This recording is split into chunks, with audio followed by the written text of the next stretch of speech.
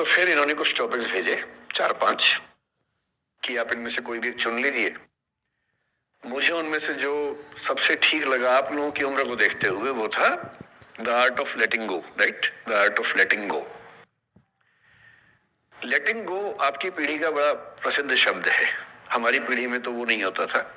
हम तो उस पीढ़ी के उस क्षेत्र के लोग हैं, मैं हरियाणा से हूँ, पंजाब का असर हम पे रहा है ठीक ठाक, हिंदी भाषी हम लोग रहे हैं, अंग्रेजी हालांकि मैं बोल लेता हूँ, कोई चिंता की बात नहीं, लेकिन हिंदी ही मेरी आत्मा की भाषा है। तो जब मैंने सोचा कि लेटिंग गो, मैंने टीम से पूछा क्या होता है लेटिंग गो, तो हमारी टीम में कुछ यंग लोग हैं, उन्होंने बताया कि सर ये बहुत महत्वपूर्ण चीज है, आप लोग नहीं समझेंगे, हमारी पीढ़ी के लोग समझते हैं इस चीज को।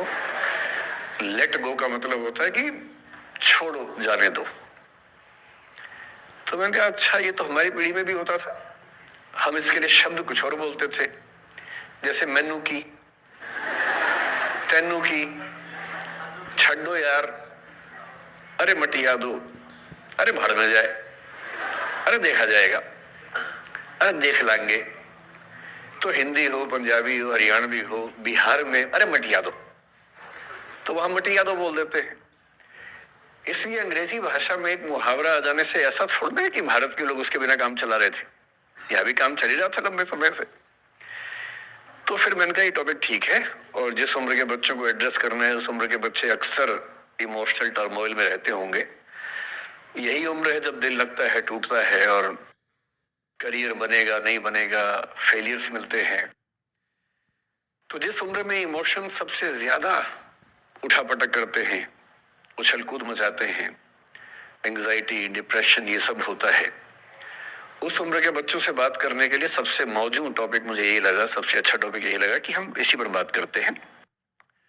मैं पहले डिस्क्लेमर्स लगा दूं, मैं मनोविज्ञान का अध्यापक नहीं हूं, मैंने साइकोलॉजिस्ट में ना एमए किया है, ना एमफिल, ना पीएचडी किया है, ना मैं मोटिवेशनल चीजें करने का कोई सर्टिफाइड अध्यापक हूं। मैं तो अपने जीवन के अनुभवों से, साहित्य से, दर्शन से, कानून से, पढ़ते पढ़ते जो मैंने सीखा, और बाकी उस सबसे ज्यादा सीखा 50 साल के जीवन में, जिसमें से 25 साल का जीवन अध्यापन में और अपना उद्यम करने में खर्च हुआ। अनुभवों से बड़ा कोई गुरु नहीं होता, तो मैं अनुभवों से सीख के बातें करना पसंद करता हूं। हालांकि हंसराज कोडिस का खौफ इतना ज्यादा होता है कि जब मुझे पता लगा कि मेरा टाइम फिक्स हो गया आने का, मैंने अपनी टीम से कहा कि यार लेटिंग गो कोई किताब है तो देखो देखो, मैं देख तो लूं क्या होता है। तो 2 किताबें उन्होंने भेजी, बड़े भारी भरकम अंग्रेजी ऑथर्स की थी। तो मैंने 4-5 दिन पहले पढ़ना शुरू किया, 5-10 मिनट पढ़ के मुझे लगा कि उससे बात बनेगी नहीं, वो अलग ही टाइप की बातें थी, बड़ी थ्योरेटिकल सी बातें। तो मैंने कहा क्या थियरी में क्या रखा है, हम बच्चों से बच्चों की जुबान में बात करेंगे, उसका मजा ज्यादा है, क्यों थियरी में जाए। तो मैं जो कुछ भी अगले 1-आध घंटे में, मतलब 1 घंटा की, आधा घंटा की, 1.5 घंटा, वो मैं आपके चेहरे से अंदाजा लगा लूंगा, आप केवल चेहरे पे भाव ऐसे ले आइएगा कितना आप सुनना चाह रहे हैं। मैं तो अभ्यस्त हूँ, मैं 8 घंटे बिना ब्रेक के पढ़ाता हूँ जनरली, तो मैं तो अभ्यस्त हूँ सुबह से रात तक पढ़ाने के लिए। आप अपना देख लीजिए कितना आप सुनने की हालत में है, और ऐसा ना हो कि मैं अपनी स्पीच सुनने के लिए मोटिवेट करूंगा आपको, वो मैं नहीं करूंगा, है ना।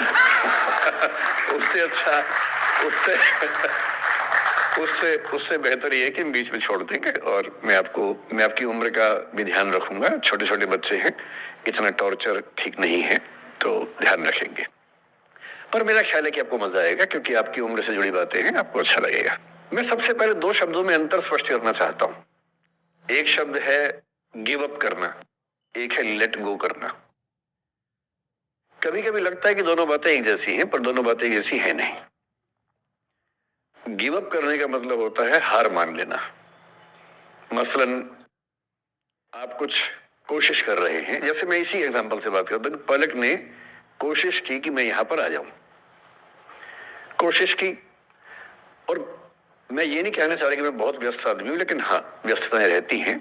मैं आजकल अवॉइड करता हूं कि कहीं जाऊं, क्योंकि पता नहीं पिछले 3 साल में ऐसा क्या हुआ, इन्विटेशंस इतने मुझे आने लग गए हैं। मैं 25 साल से पढ़ा रहा था, कोई पूछता भी नहीं था मुझे। ये कोविड में यूट्यूब में पता नहीं क्या हुआ है, अब पता नहीं कहां कहां से इन्विटेशन आते हैं। कुछ तो ऐसी जगह से आते हैं जिससे कोई दूर दूर तक मेरा संबंध ही नहीं है। कोई बड़ी कंपनी है, उस कंपनी का इन हाउस प्रोग्राम है, कह रहे वहां के मोटिवेट कर दो। मैंने कहा मैं कैसे मोटिवेट कर दूं मैं। तो फिर अब हमने पॉलिसी बनाई है कि जितना कम हो सके उतना कम जाए। रमा जी का आदेश तो मेरे सर माथे पर है, मेरी सीनियर है, मैं उनको मना नहीं कर सकता हूँ, लेकिन जनरली मैं कोशिश करता हूँ कि ना जाऊं। अच्छा, मना करना खराब लगता है, तो हम क्या करते हैं कि धैर्य की परीक्षा लेते हैं। जैसे इनके लिए हमने सिंपल पॉलिसी कि जब कोई बच्चा कहे आने के लिए, उसको बोलो कि सर 3 महीने फ्री नहीं है, 6 महीने फ्री नहीं है, 1 साल चंद्रमा पर गए हुए हैं, कुछ ऐसा वैसा बोल के टालो, किसी का दिल भी ना दुखे और मैं भी अपना समय बचा लूं। तो हमने इनको बहुत परेशान किया, 3 बार 4, मतलब किया तो मेरी टीम के मेंबर ने, पर मेरे निर्देश पे किया, तो आप उनको मत कुछ कहिएगा, मैंने कहा सर। तो 3 बार 4 बार 5 बार टाला, नहीं हो पाएगा, कोशिश करेंगे, अच्छा देखते हैं, नहीं हो पा रहा है, ऐसे करके। अब इनके सामने 2 ऑप्शन थे। एक ऑप्शन ये था कि हार मान लेती और अंत बोलती है चलिए कोई बात नहीं, दुख हो रहा है हमें, ये होता है गिव अप करना। एक दूसरा स्टांस भी होता है, दूसरा स्टैंड भी होता है कि कोई चीज आप हासिल करना चाह रहे हैं, आपको नहीं मिल रही, मसलन ये मुझे बुलाना चाह रही है, मैं नहीं आ रहा, मैं बिना बात के भाव खा रहा हूं, नहीं आ रहा हूं, और एक समय के बाद ये इस मूड में आ जाती कि भाड़ में जाओ, नहीं यार तो भाड़ में जाओ, तुम जैसे बहुत देखे हैं, एक ढूंढेंगे 100 मिल जाएंगे तुम्हारे जैसे, क्या समझते हो अपने आप को। और फिर मैं कहता मैं आना चाहता हूँ, कहते नहीं हम नहीं बुलाएंगे आपको। ये होता है लेट गो करना। क्यों किसी को इतना भाव देना है भाई? अगर कोई चीज नहीं हासिल हो रही तो भाड़ में जाए, क्यों किसी के लिए फ्रस्ट्रेशन झेलनी है, क्यों परेशान होना है। गिव अप करने में और लेट गो करने में इतना ही अंतर है कि आपने हार मान ली या आपने जेल से निकाल दिया, दिमाग से ही निकाल दिया।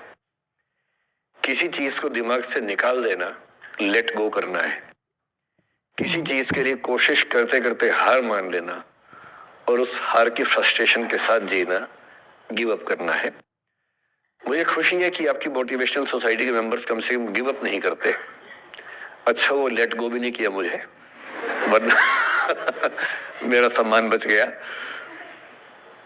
और ये अच्छा है कि इसी विषय पर हम बात करना चाह रहे हैं। मैंने इस बीच में ये भी सीखा कि आपकी उम्र के बच्चों को कुछ भी बताने का सबसे अच्छा तरीका है कहानियां सुनाना। और आपकी उम्र की बात नहीं है, लिंक्डइन पर आप भी शायद होंगे, मैं भी वहां पर हूं, जो प्रोफेशनल्स का प्लेटफॉर्म सबसे अच्छा माना जाता है। मैंने देखा कि आजकल जो बड़ी बड़ी कंपनियों के सीईओ हैं या सीएक्सओ कहते हैं, सीएफओ है, सीटीओ है या सीएचआरओ है, जो चीफ ऑफिसर्स होते हैं किसी कंपनी के, उनके लिए स्पेशल कोर्सेज चलते हैं स्टोरी टेलिंग के। और उसमें मान लिया गया है कि अगर आप किसी कंपनी के सीईओ बनना चाहते हैं तो बेसिकली जो स्किल आपको आनी चाहिए वो स्टोरी टेलिंग की आनी चाहिए, आप कहानी सुना सकते हो। मैं सच्ची कहानियां सुनाना पसंद करता हूँ, झूठ बोलने से बचता हूँ। मैं आपको 3-4 छोटी छोटी कहानियां सुना रहा हूँ। ये सारी कहानियां सच्ची हैं, 1-1% सच्ची हैं, पर मैं किसी का नाम नहीं लूंगा। जिनकी कहानी है उनका नाम नहीं लूंगा, उनकी प्राइवेसी का मामला है, पर हाँ सच्ची कहानियां हैं। अच्छी बात है कि इन कहानियों के किरदार हम लोग नहीं बने, ईश्वर करे हम कभी ना बने, लेकिन कहानियां सच्ची हैं। जब मैं दिल्ली आया था 1990 में, मैं हरियाणा के एक शहर से, भिवानी से दिल्ली आया था पढ़ने के लिए। मेरे ड्रीम कॉलेज में हंसराज भी था, पर मेरा संयुक्त से मेरा एडमिशन जाकिर हुसैन में हुआ। मेरे अंक ठीक थे, यहाँ हो सकता था, पर मैं तो नई दिल्ली स्टेशन पे उतरा, बाहर निकला, पता लगा वही एक कॉलेज है, वही एडमिशन ले लिया मैंने। तो लोगों ने कहा कि यार कैंपस बड़ा अच्छा होता है। मैंने कहा क्या फर्क पड़ता है, कॉलेज कॉलेज होता है, छड्डो, यही छड्डो में सिखाने आया हूं आप लोगों को। ठीक है, स्टेशन से निकले वही कॉलेज है, मैंने घर जाना होगा तो आराम से कॉलेज से निकल जाएंगे, क्या रखा कैंपस में। पर मेरा एक दोस्त जो मेरे साथ ही आया था उसी शहर से, उसने एडमिशन हंसराज कॉलेज में लिया। मैं और वो स्कूल के डिबेटर्स थे, डिबेटिंग में हम लोग स्कूल टाइम से काफी एक्टिव थे। डीयू में आए तो यहाँ भी एक्टिव रहे। डीयू में मैंने करीब 5 साल डिबेटिंग की और मेरा ख्याल है कि लगभग मतलब 300-400 डिबेट्स मैंने जीती होंगी डीयू में, कुछ हारी भी होंगी, लेकिन मैंने खूब डिबेट, वो मेरा दरअसल दाना पानी था, रोजी रोटी मेरी वही थी कॉलेज के दिनों में। घर से पैसे मैं लेता नहीं था, मिलते भी नहीं थे, लेना क्या था, मतलब ऐसी स्थिति भी नहीं थी उस समय मेरे घर में कि मिल सके। तो डिबेटिंग मेरा रोजगार था, एम्प्लॉयमेंट था मेरा, उससे काम चल जाता था आराम से, उसका भी चल जाता था वो हंसराज से था, मैं जाकिर हुसैन से था। हम खूब डिबेट्स में मिलते थे। अक्सर ट्रॉफी या तो हम जीतते थे या वो जीतता था, कोई भी जीते रूम पे ही आती थी क्योंकि हम रूममेट्स थे, एक साथ ही रहते थे। वो मुझसे योग्यताओं के मामले में 21 था, बल्कि अगर वो 21 था तो मैं 15 ही रहा हूंगा या 12 रहा हूंगा, 22 या 21 तो नहीं रहा हूंगा, मुझसे बेहतर था योग्यताओं में। बड़ा अच्छा व्यक्ति था। ग्रेजुएशन के बाद मैंने एमए हिंदी साहित्य में एडमिशन लिया, जबकि बीए ऑनर्स हिस्ट्री में किया था मैंने। उसने तय किया कि वो कुछ और करेगा, प्रोफेशनल कोर्स करेगा, नौकरी करेगा, तो वो चला गया दिल्ली से। मैं दिल्ली में रहा। फिर मैं एमए के बाद तैयारी करने लगा यूपीएससी की। तब तक मैं यूजीसी जेआरएफ कर चुका था। पहला अटेम्प्ट दिया, प्रीलिम्स हो गया। मेंस मेरा 96 के मेंस की बात कर रहा हूँ, मेंस शुरू होने वाला था, 2 दिन रह गए थे। करीब 10 दिन पहले वो मेरे पास आया हुआ था दिल्ली में, मिलजुल के अच्छे से बात करके गया था।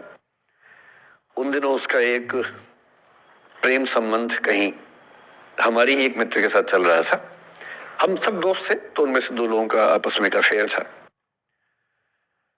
मुझे नहीं पता क्या हुआ, लेकिन मेरे मेन एग्जाम से 2 दिन पहले रात को 12 बजे एक फोन आया और ये बताया गया कि मेरे दोस्त ने फंदा लगा के अपनी जीवन लीला समाप्त कर ली है। वो दिल्ली से दूर था कहीं, और जिस व्यक्ति के बारे में मेरी राय ये थी कि उतना जीवट वाला व्यक्ति कोई हो नहीं सकता, जो जिंदगी से हार सकता ही नहीं, जिसके होने से कई लोग हमेशा जीता हुआ महसूस करते हैं, वो चुपचाप एक बंद कमरे में जिंदगी से हार गया। मैं आज तक नहीं समझ पाया कि ऐसा कैसे हुआ। बाद में टटोला, उसके पेरेंट्स से बात हुई, भाई से बात हुई। उन्होंने उसकी याद में एक सोशल वर्क शुरू किया ताकि किसी और बच्चे को ऐसा ना करना पड़े। तो जो हल्का हल्का अनुमान हुआ वो है कि शायद कुछ ऐसा था रिलेशनशिप में जो नहीं संभल पाया था, और रिश्ता टूट ना जाए इसका दबाव बहुत ज्यादा था, और वो दबाव झेल नहीं पाया। इस उम्र में ऐसा फेज आता है, कई बार आता है। ये एक कहानी है, हंसराज कॉलेज से ही जुड़ी है, इसलिए मैंने सोचा कि वहीं से बात शुरू करूं। नाम जैसा कि मैंने कहा मैं नहीं बताऊंगा, तो नाम बताने का मतलब भी नहीं। और वो जिसकी मैं कहानी सुना रहा हूँ, आप लोगों के जन्म से पहले की बात है। आप तो सब 21वीं सदी वाले बच्चे होंगे ना, जेन जी होंगे आप सब लोग, तो ये तो बहुत पुरानी बात है। एक दूसरी कहानी सुनाता हूँ। मैं आपको 2-3 कहानियां सुनाऊंगा, फिर उन सबका सार निकाल लेंगे एक साथ हम लोग। दूसरी कहानी ये है कि जब मेरा सिलेक्शन हो गया 97 में, मतलब 96 अटेम्प्ट में पहली बार में मेरा सिलेक्शन हो गया था, मैं एक्सटेंशन लेके तैयारी कर रहा था, और डीयू में मैं पढ़ा भी रहा था उस समय। तब मैं शायद डीएवी कॉलेज में था या अग्रसेन को, मैं 2 जगह पढ़ा है डीयू में, तो उनमें से किसी कॉलेज में पढ़ा रहा था उस समय में। तो उस समय एक लाइब्रेरी है कैंपस में ही, सेंट्रल रेफरेंस लाइब्रेरी, आप जानते होंगे, सीआरएल बोलते हैं। जो विवेकानंद जी की स्टैच्यू है सामने ही वो लाइब्रेरी है। उस लाइब्रेरी में नीचे सब बैठ के पढ़ते हैं, और टॉप फ्लोर पे रिसर्च फ्लोर है जहां एमफिल पीएचडी वाले बच्चे पढ़ते हैं। मैं उस समय शायद पीएचडी कर रहा था या एमफिल खत्म हुई थी, वहीं बैठता था, पढ़ता था रोज। कई दोस्त पढ़ते थे हम लोग वहां। हम सुबह 8 बजे लाइब्रेरी खुलते ही वहां घुसते थे, रात को 1 बजे निकलते थे लाइब्रेरी बंद होने के समय। तो वहां एक छत थी, छत पे छोटी सी कैंटीन थी जहां हम लोग जब जब बोर होते थे दिन में 3-4 बार जाके चाय पीते थे। चाय पी ली, बिस्किट खा लिया, थोड़ी गप्पे मार ली, वो सब वहां करते थे। तो वहां मेरे बहुत सारे दोस्त थे, उनमें से कई लोग अब बहुत सीनियर सिविल सर्वेंट्स हैं, कुछ लोग प्रोफेसर हैं डीयू में। 2 बच्चे थे मुझसे जूनियर, 3-4 साल जूनियर थे, बड़े प्यारे बच्चे थे। मुझे उस समय तक पढ़ाई लिखाई का शौक अच्छा खासा हो गया था, तो वो रोज मेरे साथ बैठते थे केवल बात करने के लिए। किसी मुद्दे पर बहस करनी है तो बहस होती थी, समझते थे। फिर मुझे पता लगा कि वो दोनों रिलेशनशिप में हैं, रिश्ते में हैं। दोनों ने शादी भी कर ली। उनकी योजना डीयू में पढ़ाने की थी या सिविल सर्विस की भी थी, शायद, पता नहीं। मेरा इंटरेक्शन बहुत ज्यादा उसके बाद रहा नहीं उनसे, क्योंकि मैं सर्विस में चला गया था। इतने जिज्ञासु बच्चे थे दोनों, इतने जिज्ञासु कि उनसे मिलकर तबीयत खुश हो जाती थी कि हर चीज जानने का मन करता था उनका, हर विषय पढ़ने का मन करता था। एकदम जीवन से भरे हुए बच्चे, आंखों में चमक ऐसे। फिर दोनों की शादी हुई तो मैं शादी में जा नहीं पाया, क्योंकि मेरा रिश्ता सिर्फ लाइब्रेरी में 1 घंटा गप मारने वाला था, उससे ज्यादा था नहीं रिश्ता उनके साथ। फिर सुनता रहता था कि मैं सब बढ़िया चल रहा है, पढ़ाई कर रहे हैं, तैयारी कर रहे हैं। इंटरकास्ट मैरिज की उन लोगों ने, खूब हंगामा हुआ, दोनों घर में तलवारें खींच गई, किसी तरह से तलवारें संभाली गई, मैनेज हुआ, दोनों साथ रहने लगे। और फिर 3-4 साल के बाद एक दिन मैंने खबर सुनी कि उस बच्ची ने फंदा लगा के जीवन लीला समाप्त कर ली। ये बात भी दिल्ली विश्वविद्यालय की ही, उस दौर के सब लोग इस कहानी को जानते हैं। मेरे ख्याल से दोनों कहानी आपके प्रिंसिपल मैडम जानती होंगी, नहीं ध्यान कर पा रही तो मैं उनको जैसे नाम बोलूंगा अकेले में तुरंत समझ जाएंगे मैं किसकी बात कर रहा हूं। मैं आज तक नहीं समझ पाया कि ऐसा क्या हुआ होगा। तो बाद में अनुमान जो हुआ वो ये, इंटरकास्ट मैरिज, परिवार का दबाव, समाज का दबाव, आपस के दबाव, टॉक्सिक रिलेशनशिप, अंत में उस दबाव को न झेल पाना और जीवन समाप्त कर देना, ये हुआ। ये 2 घटनाएं हैं। एक तीसरी घटना यह है कि दिल्ली में आज से 25 साल पहले घटना घटी। आप लोग तो बस पैदा हुए होंगे, घुटनों में चल रहे होंगे, या उससे 5-7 साल पहले की बात रही होगी। ये घटना दिल्ली के सब सीनियर लोग जानते हैं, जिनकी उम्र 35-40 साल है वो सब जानते हैं इस घटना को। मोबाइल फोन में वीडियो नया नया आया था उस समय। अब तो आपके हर फोन में वीडियो है, अब तो सामने भी है, ताकि आप वैसा वाला मुंह बना के सेल्फी खिंचवा सके। पाउट बोलते हैं ना, मैं उसको देसी भाषा में सूअर जैसा मुंह बोलता हूं, और वैसा ही बनता भी है, क्यूट क्यूट सा सूअर जैसा मुंह बना के लोग सेल्फी खिंचवाते हैं, उसको बोलते हैं पाउट। तब तो कैमरा फोन में पहली बार आया था, तब लोग अभ्यस्त नहीं थे। अब जैसे आप लोग कितने अभ्यस्त होंगे, हम भी होने लग गए। अब हम किसी से बात करते हैं तो हम ये एज्यूम करके चलते हैं कि उसने फोन में कुछ ना कुछ ऑन कर रखा होगा, या तो आवाज रिकॉर्ड करेगा या वीडियो बनाएगा। तुम कितने केयरफुल होकर बोलते हैं, कितने कॉन्शियस रहते हैं। और सर्विलांस सोसाइटी की सबसे बुरी बात यह है कि हम हमेशा चौकन्ने रहते हैं, हम सहज हो ही नहीं पाते। सहज रूप से 2 लोग बात कर लें, हो ही नहीं पाता। तो मैं तो अपने ऑफिस में कई बार ऐसा करता हूं, जब हम 3-4 लोग बैठते हैं इनफॉर्मल बातचीत के लिए, हम सब अपना अपना फोन कमरे के बाहर छोड़ के आ जाते हैं, फिर 2 घंटे बात करते हैं, इस भय से मुक्त होके कि कहीं कोई रिकॉर्ड तो नहीं कर रहा। ये हालत है आज की। उस जमाने में तो फोन थे, मोबाइल फोन आया था भारत में लगभग 1995 के आसपास पहली बार, बड़ा महंगा था, 16 रुपए प्रति मिनट इनकमिंग, 16 रुपए प्रति मिनट आउटगोइंग, ये रेट से उस समय। और फोन वो थे जिनसे आप कील भी ठोक सकते हैं, वैसे वाले फोन थे, बटन वाले फोन थे, नोकिया एक कंपनी थी, उसके फोन हुआ करते थे। उसके 4-5 साल के बाद क्या हुआ, पहली बार किसी कंपनी ने फोन में कैमरा लगा दिया। ये बात उस समय के लोग नहीं समझते थे। जब भी नई तकनीक आती है उसको समझने में टाइम लगता है। जो पहले समझते हैं फायदा उठा लेते हैं, जो थोड़ा लेट समझते हैं वो उसका नुकसान उठाते हैं। उस समय दिल्ली के एक प्रसिद्ध स्कूल में 11वीं-12वीं क्लास के 2 बच्चों में आपस में कोई रिलेशनशिप रही होगी। वो दोनों किसी ऐसी सिचुएशन में थे जो सिचुएशन बहुत ही प्राइवेट किस्म की थी, बहुत निजी किस्म की थी, जिसको पब्लिक नहीं कर सकते। कुछ फिजिकल रिलेशनशिप जैसा मामला था। उस दुष्ट लड़के ने लड़कों के इतिहास को कलंकित कर, लड़कों का इतिहास वैसे भी कलंकित ज्यादा है, उसे और कलंकित करते हुए उस पूरे सिचुएशन का वीडियो बना लिया। ऐसे मामलों में दुर्भाग्य है, मैं लड़का हूं इसलिए लड़के पवित्र थोड़ा ना हो जाएंगे। लड़का है, इतिहास कलंकित तो है, उसे वीडियो बना लिया और दुष्टता का चरम स्तर निभाते हुए वो वीडियो अपने एक दोस्त को शेयर कर दिया। ये कहे कि किसी और को दिखाना मत, जैसा कि होता है अफवाहों की दुनिया में। हर अफवाह एक व्यक्ति एक को ही बताता है, ये कह के किसी और को मत बताना, और अगला व्यक्ति भी अगले को यही कह के बोलता है किसी और को मत बताना, और इस तरह से पूरे शहर को खबर होती है और सबको लगता है कि सिर्फ मुझे पता है। वो वीडियो फैल गया,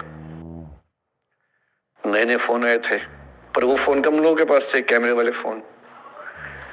तो फोन से कितना फैलता, ज्यादा नहीं फैला। लेकिन उस समय दिल्ली की कुख्यात मार्केट हुआ करती थी पालिका बाजार, अभी भी है, पर तब वो कुछ और कामों के लिए कुख्यात हुआ करते थे। अब तो कपड़े मिलते हैं, तब कपड़ों के साथ कई चीजें और मिलती थी वहां। जैसे गंदी फिल्मों की सीडी चाहिए हो तो वहां मिलती थी, ग्रे मार्केट में, चोरी छिपे। इस वीडियो को सीडी में कन्वर्ट करके लोगों ने वहां से खरीदा, लाखों करोड़ों की संख्या में। नए नए टेलीविजन चैनल प्राइवेट आए थे, और प्राइवेट टीवी चैनल को खबरों की भूख इतनी होती है कि वो खबर के लिए जान दे सकता है और जान ले भी सकता है किसी की। 24 घंटे इस खबर पे, इस चीज पर खबरें चल रही थी सारे चैनल्स में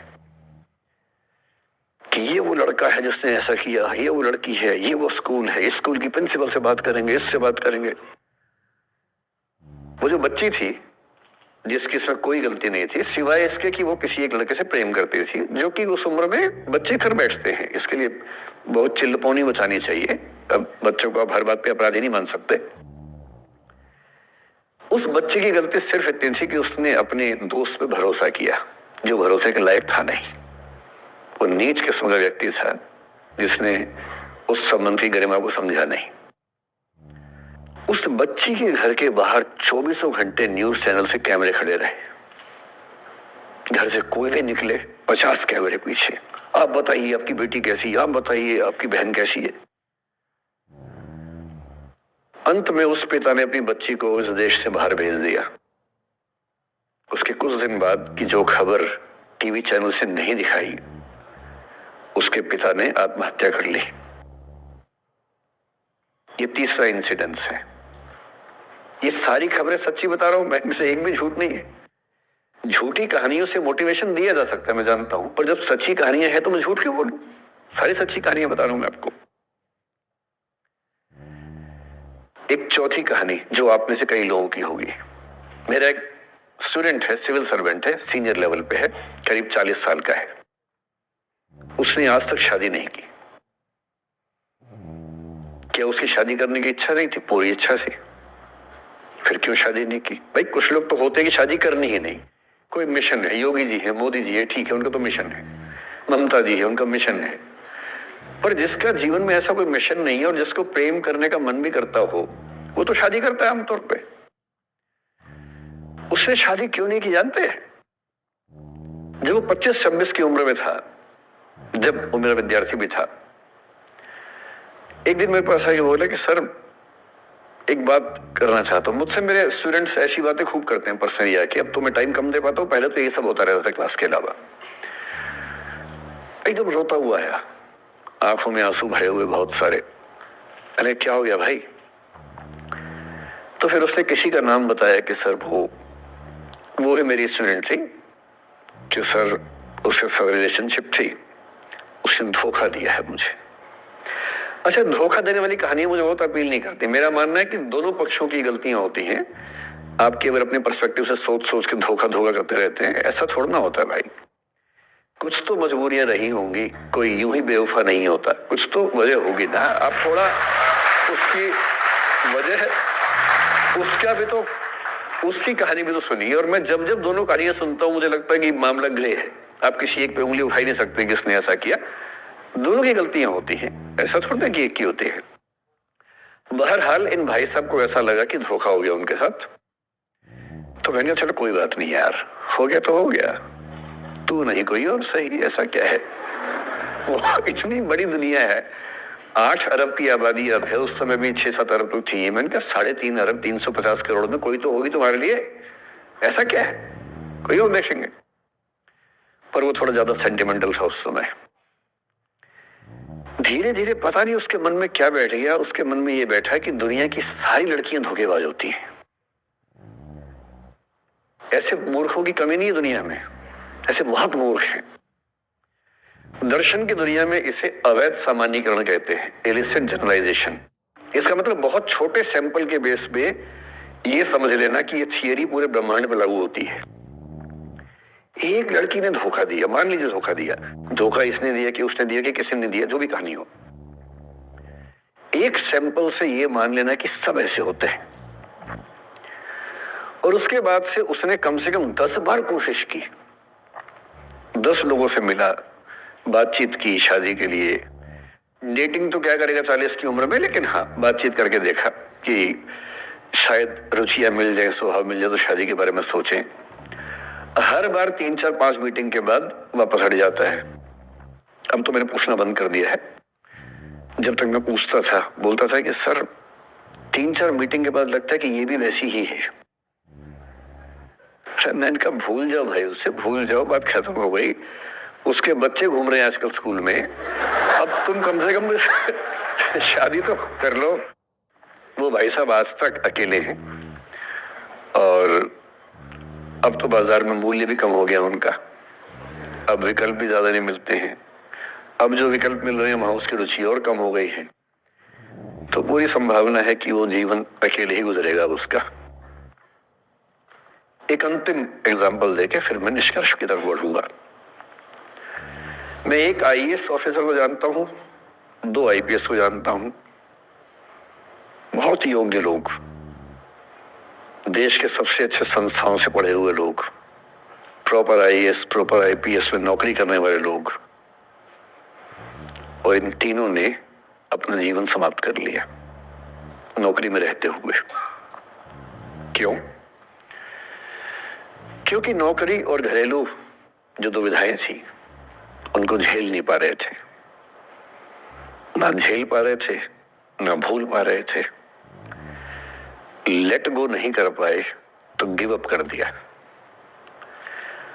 और इसलिए मुझे अक्सर लगता है कि जितनी चीजें हम सिखाते हैं बच्चों को, हिस्ट्री, इकोनॉमिक्स, लिटरेचर, वो सब ठीक है, उनका भी महत्व है।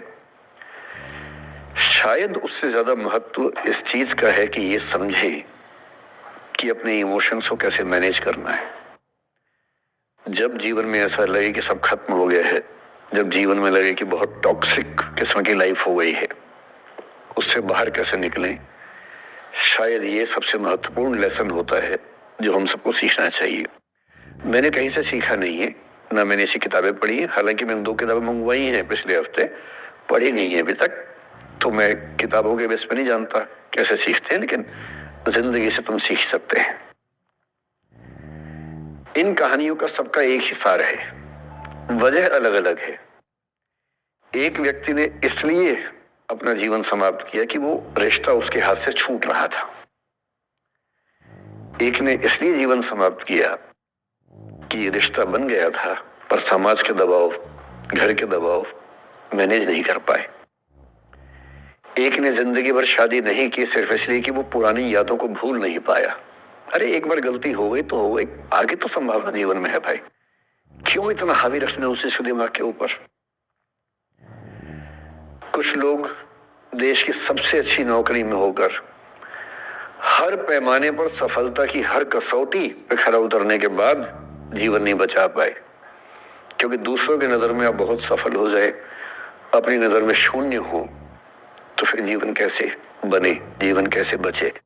इन सारी कहानियों का मूल भाव एक ही है, अगर आप खुद को हैंडल नहीं कर सकते तो दुनिया को क्या हैंडल करेंगे। दुनिया को हैंडल करने से पहले खुद को हैंडल करना सीखना पड़ता है, और उसका सबसे आसान जो रामबाण उपाय है उसको बोलते हैं द आर्ट ऑफ लेटिंग गो, जाने दो। वो अफसाना जिसे अंजाम तक लाना ना हो मुमकिन, उसे एक खूबसूरत मोड़ देकर छोड़ना अच्छा। साहिर ने लिखा, प्रेम की दुनिया के बारे में साहिर से अच्छा कौन लिखेगा। तारुफ समझते, तारुफ ना परिचय, इंट्रोडक्शन।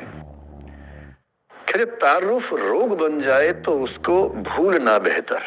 अरे परिचय हुआ किसी से, आपकी भाषा में इंट्रो हुआ, यही बोलते हो ना आप लोग, इंट्रो हो गया, इंट्रो हुआ, दोस्ती हुई, बाद में लगा रहे यार ये तो उलपटंग आदमी है या उलपटंग लड़की है, छोड़ो फिर, ऐसा क्या लोड लेना है? तारुफ रोग बन जाए तो उसको भूलना बेहतर, ताल्लुक बोझ बन जाए तो उसको तोड़ना अच्छा, वो अफसाना जिसे अंजाम तक लाना ना हो मुमकिन, उसे एक खूबसूरत मोड़ देकर छोड़ना अच्छा। बस बस करना यह है कि खूबसूरत मोड़ देकर छोड़ना है, हाथ में तेजाब की बोतल लेके नहीं। और आज की पीढ़ी का यह समझना बहुत जरूरी है कि छोड़ना भी अच्छे तरीके से हो सकता है। तो मैं उस बात पर आऊं उससे पहले थोड़ा संक्षेप में समझा दूं। मुझसे कुछ बच्चों ने पूछा इस बीच में कि जितना आसानी से आप बोल रहे हैं, क्या सच में इतना आसान होता है? कैसे छोड़ें उन चीजों को जो मन पर हावी हैं, उन इमोशंस के टर्मोइल को, उन इमोशंस की इंटेंसिटी को कैसे मैनेज करें? क्या सच में इतना आसान होता है? आसान तो नहीं होता है। मेरी उम्र में आसान है, आपकी उम्र में आसान नहीं होता है। मेरी उम्र में क्यों आसान है? क्योंकि ये सारा खेल हार्मोन्स का है, ये सारा खेल केमिस्ट्री का है। हम सब दरअसल बहुत सारे केमिकल्स, जिनमें से कुछ का नाम हार्मोन्स हैं, उन केमिकल्स और हार्मोन्स के बहुत सारे इंटरेक्शंस के रिजल्ट हैं। इसलिए जब कोई बच्चा जैसे छोटे बच्चे हमेशा उछलते रहते हैं, पेरेंट्स थके रहते हैं, ये इन सभी केमिस्ट्री का परिणाम है, शौक का मामला नहीं है।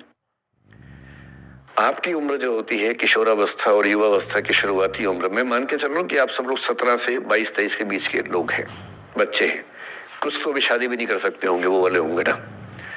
लड़के तो नहीं कर सकते होंगे भी, 21 के कहाँ हुए होंगे। तो वो वाली उम्र आप लोगों की है। इस उम्र में इमोशंस का टर्मोइल, इस उम्र में इमोशंस का बिखराव इतना ज्यादा होता है कि संभालना बड़ा मुश्किल होता है। जैसे जैसे आप मैच्योर होंगे, बड़े होंगे, बूढ़े होंगे, बूढ़े और मैच्योर काफी हद तक समानार्थक शब्द होते हैं।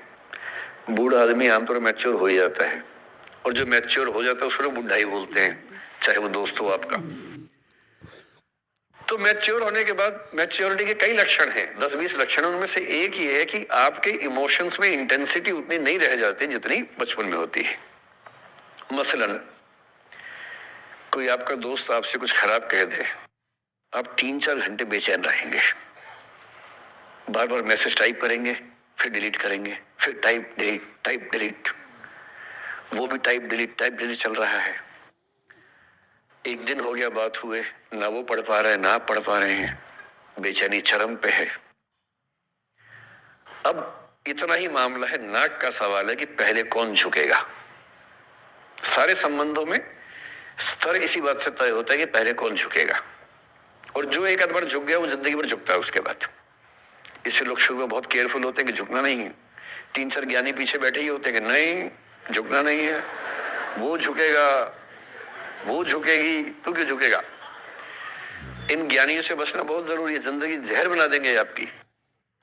अब दोनों ईगो फाइट कर रहे हैं कि पंजा किसका गिरेगा, इस पे फाइट चल रही है। 2 दिन हो गए, 3 दिन हो गए, उसके बाद एक आदमी पिघल जाता है, उसको लगता है भाग में जाए यार, बात नहीं हो पा रही, तुम ईगो कर रहे हो। फिर वो फोन मिलाता है, ये भी फोन की इंतजार में 3 दिन से सो भी नहीं रहा बेचारा। हीरो बेशक बन ले पर बेचैन तो भाई। खटाक से फोन उठता है, अब दोनों कान में फोन लगाएगा, देखिए कोई नहीं बोल रहा, चुप। क्या बातचीत चल रही है सोचिए, एक भी शब्द नहीं, एकदम चुप। थोड़ी देर के बाद कंफर्म करने के लिए कि है भी या नहीं, एक बोलता है हेलो, वहां से आवाज आती है कोई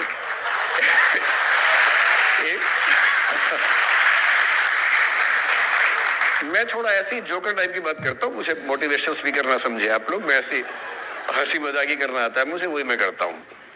लेकिन इससे आप ये ना सोचिए मुझे पढ़ाना नहीं आता, मैं पढ़ा भी लेता हूँ IAS के लिए मुझे वो भी आता है, लेकिन अभी क्योंकि आप बच्चे छोटे हैं तो मैं आपके साथ वैसी बात ही कर रहा हूँ। अब ये सब चल रहा है। अब इसमें अगर कोई एक व्यक्ति झुक गया, बात आगे हो गई तो हो गई, वरना कई रिश्ते ऐसे भी होते हैं जो इसी बिंदु पे खत्म हो जाते हैं कि तेरा भाई नहीं झुकेगा, भाभी झुकेगी, और उधर जीजू झुकेंगे, दीदी नहीं झुकेगी। जीजू झुकेंगे, दीदी क्यों झुकेगी, और ना जीजू झुक रहे ना भाभी झुक रही और उस चक्कर में जो अभी बेचारा रिश्ता बना भी नहीं था, वही वो जमींदोज हो गया, वही वो खत्म हो गया। पर ठीक है, हो गया तो हो गया, भाड़ में जाए, ऐसा क्या है, इधर किस बात का है इसमें। लेकिन मैं फिर भी आपसे कहूंगा, मेरी उम्र में क्या होता है, जैसे मुझे कोई फोन करे कि मैं आपसे बहुत नाराज हूं, तो मैं कहता हूं अच्छा ठीक है, कल बात करेंगे। नहीं, मैं आपसे बहुत नाराज हूं, मेरा दिल टूट गया है। मैं कहता हूं देखो मुझे नींद आ रही है अभी, let me sleep, we will talk tomorrow, you just do one thing, write down all the points and we will discuss in the morning. When I come to office, you come to my cabin and we will discuss. Don't worry, I'll find out the solution for you. कह रहे हैं आप कैसी बात कर रहे हैं, मैं न सो पा रहा हूँ न मैं जाग पा रहा हूँ। तो मैंने कहा दैट इज योर प्रॉब्लम। मैं तो सो भी रहा हूँ जाके, मुझे तो कोई दिक्कत नहीं हुई भाई। तो मैं तो ऐसा हो चुका हूँ कि दुनिया में कुछ भी हो जाए मुझे टाइम पे नींद आ जाती है, कुछ भी हो जाए। मतलब एक अब जैसे मेरी माता जी की मृत्यु हुई तो मुझे नींद नहीं आई कुछ दिनों तक, ठीक बात है, नहीं आनी चाहिए उस समय, तब भी आ गई तो फिर इंसान और पत्थर में क्या अंतर बचा, सीधी सी बात है। But keeping aside those rare instances, कोई कुछ भी कर ले हमें तो बढ़िया नींद आती है। और मैं ये कहना चाह रहा हूं, मैंने ये सीखा अपने पिताजी से और सीख सकते हैं इसको, ये केवल तुक्के की बात नहीं है, सीख सकते हैं। मेरे जो पेरेंट्स हैं, पिताजी और माँ, वो एक अनूठा कॉम्बिनेशन है। अच्छा, किसी शादीशुदा जोड़े से अकेले में बात करके देखिए, जब वो कंफर्टेबल हो आपके साथ, आप उनको बोलिए कि मुझ में और मेरी पत्नी में या मुझ में और मेरे पति में ज्यादा चीजें मैच नहीं होती हैं। सीरियस होके बोलना, मजाक के मूड में नहीं, सीरियस मुंह बना के बोलिए, थोड़ा भरोसे में लेके। दुनिया का हर जोड़ा आपसे बोलेगा आप में तो फिर भी कुछ मैच होता है, हम में तो कुछ मैच नहीं होता, एक भी मैच। सारे जोड़े ऐसे ही चल रहे हैं, सबको लगता है कि उसका घर बढ़िया चल रहा है, मेरा ही ठीक नहीं चल रहा, क्योंकि उसका घर आपने फेसबुक पे देखा है, अच्छी अच्छी फोटो देखी है। 24 घंटे में से जो 2 अच्छे मिनट आए थे उसमें ली गई 25 फोटो में से बेस्ट फोटो फेसबुक पे आई थी, और अपने घर में आप बाकी 24 घंटे में से 2 मिनट छोड़ के बाकी देख रहे हैं। तो दूसरे का घर हमेशा अच्छा लगता है कि यार लाइफ हो तो उनके जैसी हो। तो हमारे माता पिता भी स्वभाव उनका भी थोड़ा अलग रहा, सबका है, हमारा भी है। तो मेरे पिताजी हैं मस्त मौला आदमी, जैसे कबीर दास एकदम फक्कड़ मस्त मौला आदमी, भाड़ में जाए दुनिया उस मूड में रहते हैं, नुकसान हो जाए भाड़ में जाए। गीता का सार उन्होंने अपने मन में बिठा लिया है। उनका बड़े से बड़ा नुकसान हो जाता है तो क्या बोलते हैं, हमारा क्या था जो लाए थे, जू लिया यहीं से लिया, जू दिया यही दिया, साथ लेके क्या जाना है, बात खत्म, कोई टेंशन ही नहीं उनको। और बाकी सब लोग टेंशन में कि अब क्या करें, ये हो गया वो हो गया, कैसे मैनेज करें। मेरी माँ को तनाव हो जाता था, और जब पिताजी ऐसे हो तो माँ को तनाव होगा, सीधी सी बात है। अगर माँ वैसी होती पिताजी तनाव में रहते हैं, तो सामान्य बात है। जब घर में एक व्यक्ति मस्त मौला हो तो बाकी लोग तनाव तो फिर बांटेंगे ना आपस में। वो बड़ा तनाव में रहती थी, उनको घर की चिंता, बच्चों की चिंता बहुत सताती थी। पिताजी भी चिंतित थे बच्चों को लेकर, जैसे कोई पिता होता है, पर उनकी नेचर थी कि ठीक है देख लेंगे जो होगा, अरे देख लेंगे, अरे भाड़ में जाओ, उस मूड में रहते हैं, आज भी रहते हैं। मेरी माँ 73 की उम्र से कुछ महीने पहले चल बसी, उनका जीवन समाप्त हुआ। मतलब मुझे नहीं पता कि जीवन क्यों समाप्त होता है, क्योंकि बड़े बूढ़े कहते हैं कि हर व्यक्ति की सांस का इतिहास है, सांसें लिखी हुई है ईश्वर ने, उतनी सांसें मिलेगी। मुझे बहुत भरोसा इस बात में है नहीं, क्योंकि भगवान ऐसा क्यों करेगा कि जापान में सांसें ज्यादा लिखेगा और अफ्रीका में कम लिखेगा, भगवान ऐसा क्यों करेगा। और अगर सांसें पहले से लिखी हुई है तो हमारी जीवन प्रत्याशा क्यों बढ़ती जा रही है। अगर सांसें पहले से फिक्स हैं तो आजादी के समय से लेकर आज के 70 साल में जीवन प्रत्याशा लगभग 2.5-3 गुना बढ़ गई। और हम ये भी कहते हैं कि लोग खराब हैं। अगर लोग बुरे हैं तो जीवन छोटा होना चाहिए कर्मों के हिसाब से। लोग खराब हैं और जीवन बड़ा होता जा रहा है। तो मुझे उन मान्यताओं में बहुत भरोसा है नहीं कि सांसें लिखी हुई हैं। अगर सांसें लिखी होती तो मनुष्य की औसत आयु 25 साल से ऊपर नहीं होनी चाहिए थी, 25-30 मैक्सिमम। और हम 70-80 साल धूमधाम से जी रहे हैं, जिसका मतलब है कि ये भगवान से ज्यादा इंसान ने लिखा है, मेडिकल साइंस ने लिखा है, वैज्ञानिकों ने लिखा है। और मैं ऐसा व्यक्ति हूं, मैं बहुत धार्मिक व्यक्ति हूं नहीं, और मैं इसको छिपाता भी नहीं हूं। मैं बहुत छिप छिप के बहुत जी लिया। मैंने ठान लिया कि मैं जैसा हूं वैसा रहूंगा। ना मुझे किसी पार्टी से मतलब है, ना किसी विचारधारा से मतलब है। मैं विचार वाला आदमी हूं, धारा वाला नहीं हूं। जिसको धारा में बहना है बहे, हम तो अकेले चलेंगे, विचार के साथ चलेंगे। जो ठीक लगता है वो बोलेंगे और वैसे ही रहेंगे। हाँ, गलत बोलने से बचता हूं, किसी के बारे में गलत बोलना मुझे अच्छा नहीं लगता है, लेकिन जो सही लगता है वो तो बोलूंगा ना भाई। मेरे पिताजी 81 साल के हैं, अभी 81 साल के हुए कुछ दिन पहले, और एकदम मस्त मौला आदमी है, मुझसे ज्यादा युवा है। मैं 50 साल का बूढ़ा हूं, वो 81 साल के युवा हैं। उनके चेहरे की चमक, मतलब कई ट्यूबलाइट फेल है उनके सामने, ऐसी चमक चेहरे पर रहती है। क्यों रहती है? उसकी एक वजह यह कि वो रोज सुबह 2-3 घंटे प्राणायाम, योग, ध्यान, बहुत कुछ करते हैं। उनका भोजन इतना संतुलित है, सप्ताह में कम से कम एक बार, कभी कभी महीने में 4 से ज्यादा 6-7 बार उपवास करते हैं पूरा पूरा। वो सब चीजें उनके अभ्यास में है, जो मेरे अभ्यास में उतनी नहीं है। मैं भी कोशिश करता हूं, पर अभी उतना सफल नहीं हो पा रहा हूं।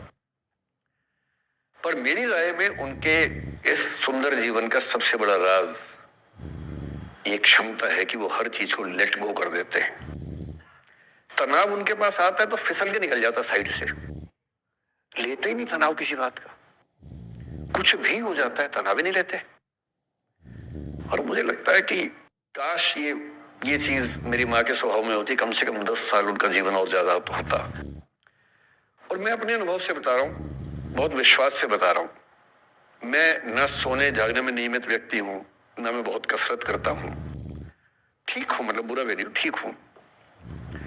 मेरी उम्र के अधिकांश लोग बीपी, शुगर, बहुत बीमारियों से ग्रस्त हैं। मैं फिलहाल नहीं हूं। क्यों नहीं हूं? मेरे पास इसका उत्तर एक ही है, मैं लोड लेता नहीं किसी बात का, दबाव लेता नहीं, तनाव लेता नहीं। भाई अच्छा हो रहा है तो भी ठीक है। जब मैं सफल, जैसे मैं 3 साल में पिछले काफी सफल हो गया, जितना मुझे नहीं होना चाहिए था, मैं तो कैसे हो गया हूं सफल। अगर मैं सफल हो गया तो मैं इस बात का लोड भी नहीं ले रहा कि मैं सफल क्यों हो गया। अरे हो गया तो कैसे हो गया, कई लोग हो जाते हैं, हम भी हो गए, ऐसा क्या है। कल को नहीं रहूंगा, मान लीजिए, ऐसा हो सकता है, कल को फेल हो जाऊं कहीं। फेलियर को बचाना पता नहीं कितना मुश्किल होता होगा लोगों के लिए। मैं अपने बारे में जानता हूं, मुझे मुश्किल नहीं होने वाला, क्योंकि मैंने सफलता का लोड लिया ही नहीं अपने ऊपर। विफलता मुझे क्या प्रभावित करेगी, बहुत फर्क नहीं पड़ता है।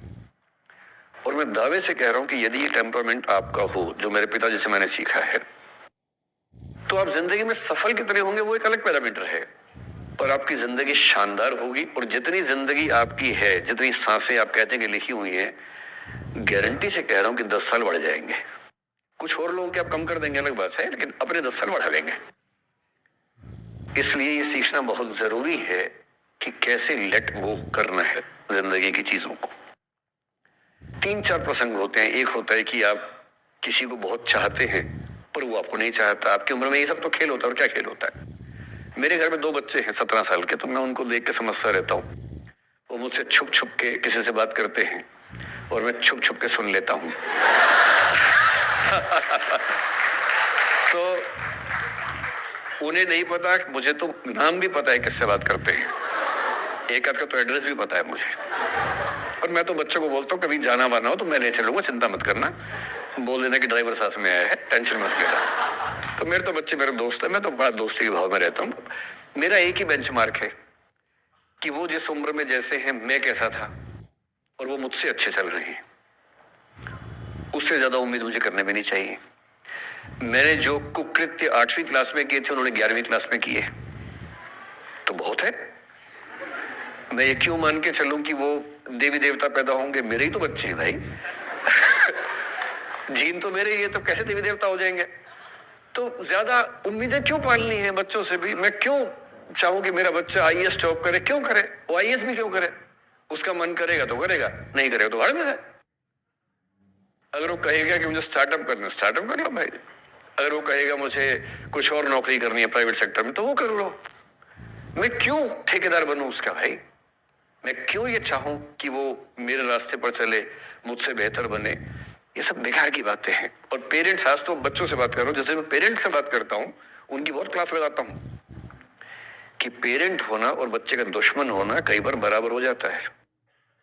और यदि आप नहीं चाहते कि आप बच्चों के दुश्मन बने, बहुत सारे लोग मन ही मन में पेरेंट से नफरत करते हैं, माँ बाप से नफरत करते हैं, क्योंकि माँ बाप ने पेरेंटहुड का धर्म ठीक से निभाया नहीं। उन्होंने इतनी इच्छाएं थोपी, इतने दबाव बनाए कि बच्चों को जिंदगी कई फैसले इस दबाव में करने पड़े कि मेरे पेरेंट्स ये चाहते हैं, वो बन ही नहीं पाए जो वो थे। और दुनिया में सबसे बुरी स्थिति है वो न हो पाना जो आप हैं। अपनी सहजता से दूर होना, इससे बड़ी बुरी कोई स्थिति नहीं है। साहित्य में इस पर खूब लिखा गया है। कामायनी एक रचना बड़ी प्रसिद्ध है जयशंकर प्रसाद की, उसमें मूल समस्या ही ये है, ज्ञान दूर कुछ क्रिया भिन्न है, इच्छा क्यों पूरी हो मन की, एक दूसरे से न मिल सके यही विडंबना है जीवन की। आपका दिमाग कुछ कहता है, दिल कुछ कहता है, कर कुछ हो रहे हैं आप। जिस व्यक्ति का दिमाग, दिल और हरकतें आपस में कनेक्टेड हैं, कंसिस्टेंट हैं, उससे ज्यादा सुखी कोई मनुष्य नहीं है। इसलिए मैं अक्सर कहता हूं कि आप खुश हैं या नहीं, इसका सबसे बड़ा पैरामीटर ये है, आपका दिमाग, आपका दिल, आपकी हरकतें, आपके एक्ट्स अगर कंसिस्टेंट हैं, कोहेरेंट हैं, कनेक्टेड हैं, इंटीग्रेटेड हैं, तो आपसे ज्यादा सुखी कोई नहीं है। और यदि आप पूरी जिंदगी केवल निभाने में खर्च कर देते हैं तो ठीक है, दुनिया की निगाह में आप सफल होंगे, पर किस दिन खबर आ सकती है कि अच्छे आदमी थे, नहीं झेल पाए, अंत में दिल का दौरा पड़ जाता है, बीपी हो जाता है, डायबिटीज हो जाता है। बच्चे बोलते हैं कि डायबिटीज चीनी खाने से होता है, बेकार बात है, डायबिटीज स्ट्रेस से होता है। डायबिटीज होने के बाद चीनी खाना मना है। चीनी खाने से आज से किसी को डायबिटीज नहीं हुआ है, डायबिटीज केवल तनाव से होता है। तनाव पहले ही दुनिया में इतने सारे हैं, नौकरी के तनाव, कितने झंझट दुनिया में है, उसके ऊपर से अपने स्वभाव से दूर होने का तनाव कितना बड़ा तनाव है, क्यों पालना चाहिए। तो मैं कुछ सूत्रों में आपको बात बताता हूं। इस उम्र में आप कितना उसको फॉलो कर पाएंगे मुझे नहीं पता, लेकिन कोशिश करेंगे तो कुछ तो फायदा होगा ही। पहला सूत्र मेरा आप लोगों के लिए ये है कि जब आप किसी को पसंद करें और वो आपको पसंद ना करे तो टेंशन नहीं लेनी है, तेजाब तो नहीं उठाना है। ठीक, कई लोग इस मूड में रहते हैं, मुझे पसंद नहीं करेगी, मैं राजा हूं, मैं नवाब हूं, मुझे पसंद नहीं करेगी। अरे तू क्या है भाई, नहीं पसंद हो तो नहीं पसंद हो, ये क्या बात हुई। सबसे पहले अपने अंदर से लोकतांत्रिक बनिए, डेमोक्रेटिक बनिए। जैसे आपको हक है किसी व्यक्ति को पसंद करने का, उसको भी हक है किसी को पसंद या नापसंद करने का। यदि कोई ऐसा व्यक्ति जिसको आप पसंद नहीं करते वो आपको प्रपोज करे तो आप उसको मना ही तो करेंगे। बस मना इज्जत से कीजिए, किसी को बेआबरू करके मत भेजिए। ये नहीं कि अच्छा तुम शीशा देखा है कभी, रुको आईना मेरी जेब में लो, ऐसे नहीं करना है।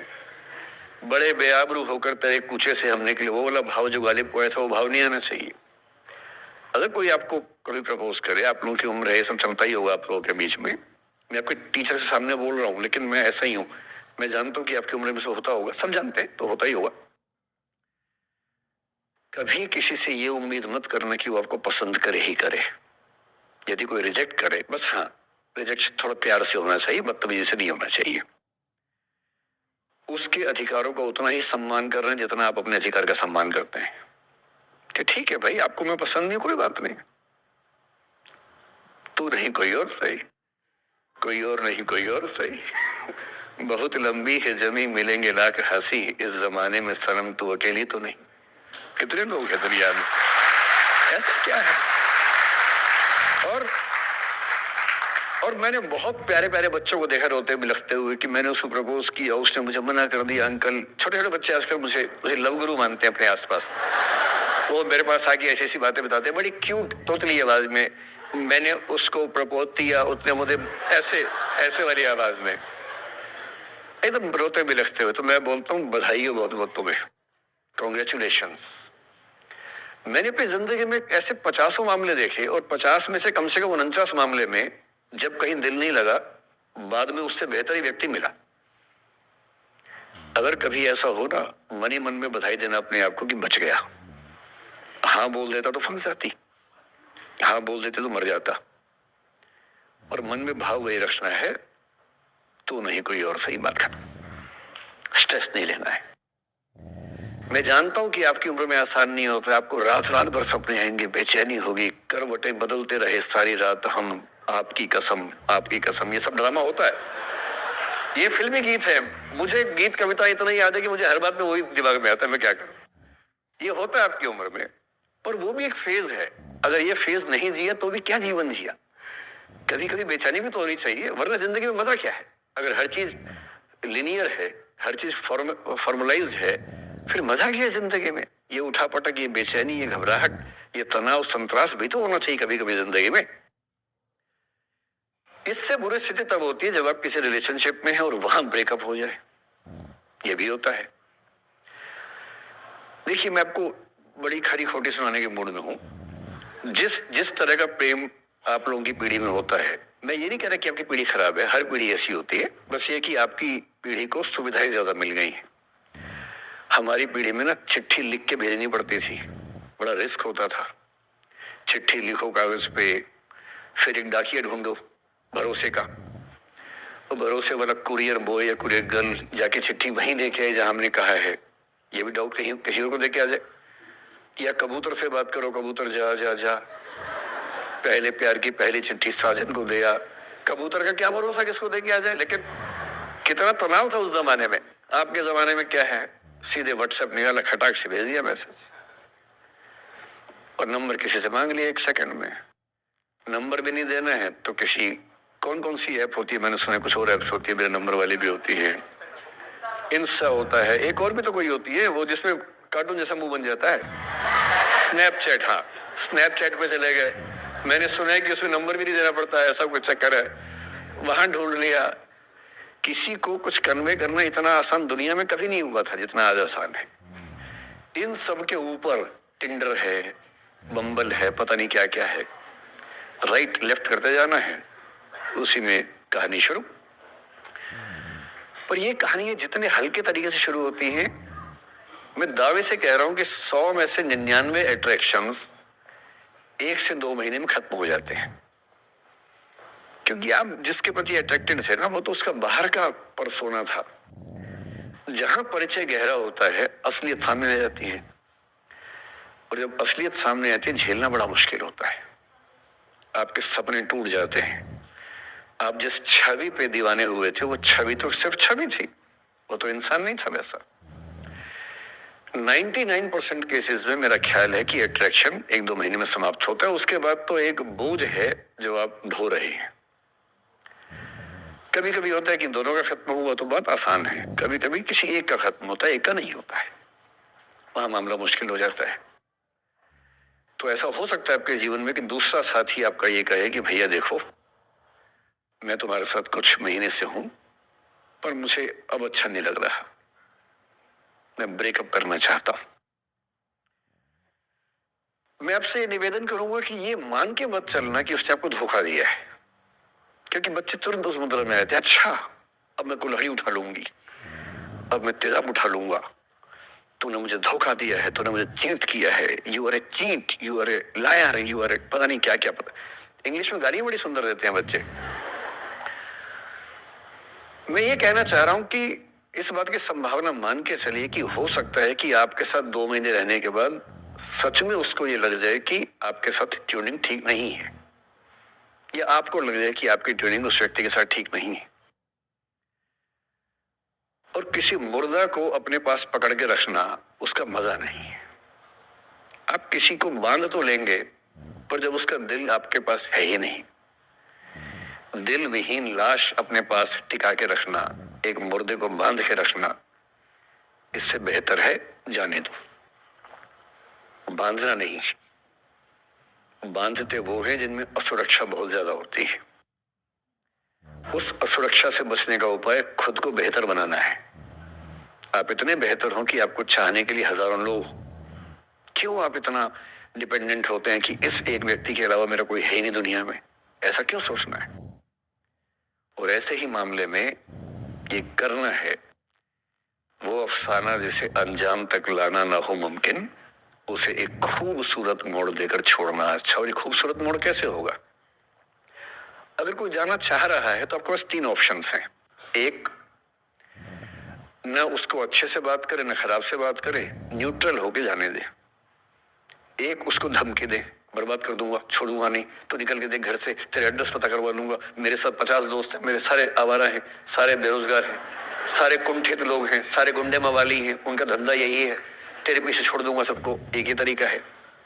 और तीसरा ये कि ठीक है यार, ऑल द बेस्ट, जा सिमरन जा, जी ले अपनी जिंदगी।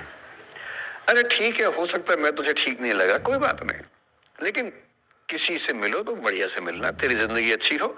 मैं भी ढूंढ ही लूंगा किसी न किसी को, थोड़ी हेल्प कर दियो, कहीं इंट्रो करवा दियो मेरी भी, लेकिन ठीक है तू भी जा। ये होता है खूबसूरत मोड़ देकर छोड़ना अच्छा। चिपकू नहीं बनना है किसी के पीछे, ना बोरा जाना है कि तुम जाओ, मैं तो दीवाना, स्थायी दीवाना हूं तुम्हारा। कोई जब तुम्हारा हृदय तोड़ दे, तड़पता हुआ जब तुम्हें छोड़ दे, तब तुम मेरे पास आना प्रिय, मेरा दर खुला है, खुला ही रहेगा तुम्हारे लिए। वाह।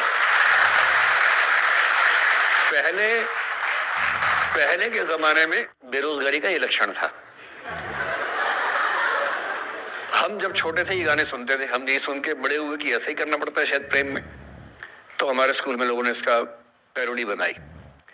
जब कोई तुम्हारा सर फोड़ दे, तड़पता हुआ जब तुम्हें छोड़ दे, तब तुम मेरे पास आना प्रिय, ये क्लिनिक खुला है, खुला ही रहेगा तुम्हारे लिए, तो बस आ जाना। जब कोई तुमको सड़क पे छोड़ दे, गाड़ी अपनी वहां से मोड़ ले, तब तुम मेरे पास आना प्रिय, ये ठेला खड़ा है, खड़ा ही रहेगा तुम्हारे लिए। क्यों भाई, क्यों खड़े रहोगे? बेरोजगार हो क्या? अरे ठीक, जा सिमरन जा, जी ले, और मैं भी जा रहा हूं जीने के लिए। ये दीवाना नहीं बनना है कि तुम मतलब मुझे ना चाहो तो कोई बात नहीं, किसी और को चाहोगी तो मुश्किल होगी। अजीब हाल है। तुम ठेकेदार हो कि तेरा ठेका मेरे पास है, नहीं तो किसी के पास नहीं। अजीब हाल है। अरे ठीक है भाई, उसकी जिंदगी है, जीने दो उसको। क्यों किसी की जिंदगी में इतना हावी होने का प्रयास करना है? जब आप नहीं चाहते कि आपकी जिंदगी में कोई हावी हो, आप क्यों किसी की जिंदगी में इतने हावी होंगे? और जब बहुत दर्द हो ना, हमेशा दूसरे के पर्सपेक्टिव से भी सोच के देखिए कि उसको ऐसा क्यों करना पड़ा। क्या पता कोई मजबूरी हो, कभी कभी होती है। मैं बुद्ध की मजबूरी सोच के परेशान होता हूँ कई बार, और फिर मैं सोचता हूँ कि काश यशोधरा जैसा व्यक्तित्व सबका होता। बुद्ध की रियल कहानी क्या है शायद किसी को नहीं पता। मैं जिस कहानी की बात कर रहा हूँ, मैथिली शरण गुप्त नाम के एक बड़े प्रसिद्ध कवि ने यशोधरा नाम की पुस्तक में वो कहानी लिखी है, भूमिका में जिक्र किया।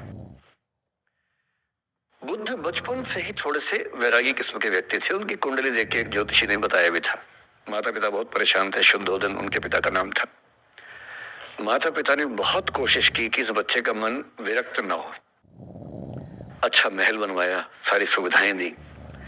जैसे बुद्ध थोड़े से किशोरावस्था में आए, उस समय की दुनिया की सबसे खूबसूरत महिला से, लड़की से, यशोधरा से उसकी शादी करवा दी। यशोधरा के पिता ने काफी एग्जाम लिए बुद्ध जी के, वो सारे एग्जाम में पास हुए, तब जाके शादी हुई। ऐसे नहीं हुई, शादी हुई। तो बुद्ध भी ठीक था, रमे रहे उस जीवन में। बेटा हुआ उनका राहुल।